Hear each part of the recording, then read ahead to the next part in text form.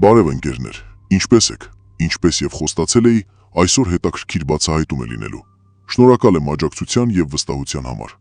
Հույս ունեմ Սամվել Կարապետյանի եղբոր որդին Նարեկ Կարապետյանը այսօրվա տեսանյութից հետո կկարողանա մարդկանց համոզել, որ իրենք քաղաքացիական պայմանագիր կուսակցության հետ որևէ պայմանավորվածություն չունեն։ Ընկերներ, մի քանի օր առաջ տեղեկություն եմ ստացել, որ Շիրակի մարզի Սարալանջ գյուղում Ուժեղ Հայաստան կուսակցության ներկայացուցիչների բուկլետ բաժանելու ժամանակ հայտնվել է քաղաքացիական պայմանագիր կուսակցության մի ներկայացուցիչ,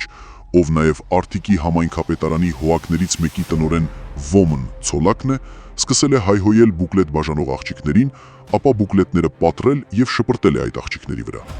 Այդ ամբողջ երևույթը նկարահանվել է Ուժեղ Հայաստանի ներկայացուցիչների կողմից, սակայն արդեն 4 օր է, ինչ Նարեկ Կարապետյանի ասած ուժեղ թիմը լռում է այդ ամենի մասին։ Ուժեղ Հայաստանի թեկնածու Մհեր Տոնոյան, ինչպե՞ս եք, ինչու եք թացնում տեղի ունեցածը։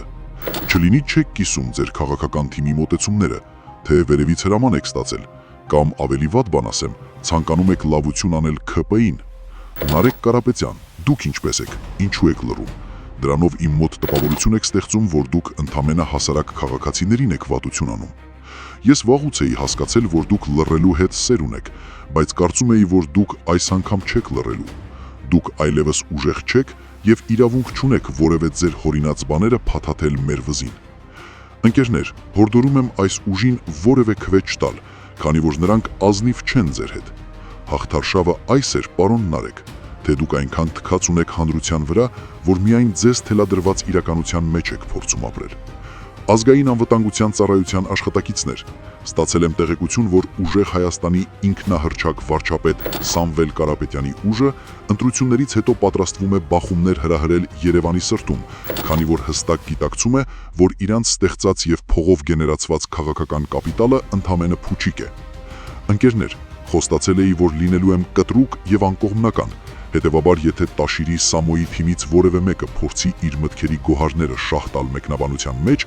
ապա անմիջապես վնասելու է իրեն եւ իր քաղաքական թիմին։ Ուժեղ Հայաստանի կոշտ ձայնով խոսնակը ուր է, ինչու է լռում։ Հայաստանում արդեն 8 տարի շարունակ իրավապահ համակարգը գործող իշխանություններին է սպասարկում, թե դեռ սրա համար հանձնարարություն չի ստացել։ Այս մասով դեռ այսքանը, եթե փորձ կատարվի հերքելու, ապա շատ ավելին կխոսեմ։ Իսկ Սամվել Կարապետյանի ուժի վրա հույս դնող սիրելի քաղաքացիներ, մի հատ մտածեք, արդյոք հանուն գումարի արժի այդ ուժին ձայն տալ։ Արժի հանուն փուչիկի ձայն տալ մի ուժի, ով ՔՊ-ի հետ մութ բանակցություններ է վարել։ Խորը մտածեք, երկար մտածեք։ Իդեպ ընկերներ, ունեմ հստակ տեղեկություններ, որ օրեր առաջ նույն Տաշիր Սամվելի կուսակցության հովանավորյալ Ռուսաստանի Դաշնությունը փակել էր օդային տարածքը Հայաստանի համար,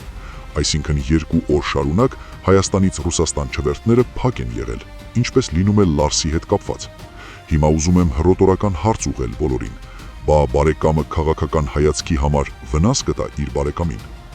Ընկերներ, ովքեր կփորձեն արդարացնել կամ Սամվել Կարապետյանի ուժի քայները մեղմացնել, ապա խնդրում եմ հեռու մնալ այստեղից, ցավոտ կլինի յուրաքանչյուրի համար։ Դավիթ Արուշանյան, դուք ինչպե՞ս եք։ Արդեն քանի դեպք է դուք ձեր թիմի լկտության համար լռում եք, հերիք եղավ։ Եթե շարունակեք ձեր լռությամբ կոծկել նման միջադեպերը, ապա ձեր համար եւս շատ ցավոտ է լինելու։ Արտուշը վկա։